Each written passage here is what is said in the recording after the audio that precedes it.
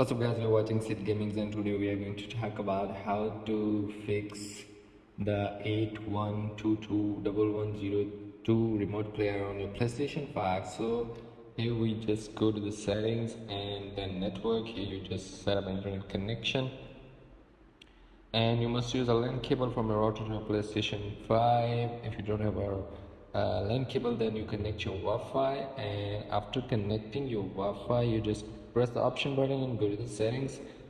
Here we advanced settings, go to the advanced settings, set up frequency, you have the DNS settings, go to the manual, change it, primary DNS, secondary DNS 8.8.8.8, 1.1.1.1, and you must connect your device with the same network you connect your PlayStation 5.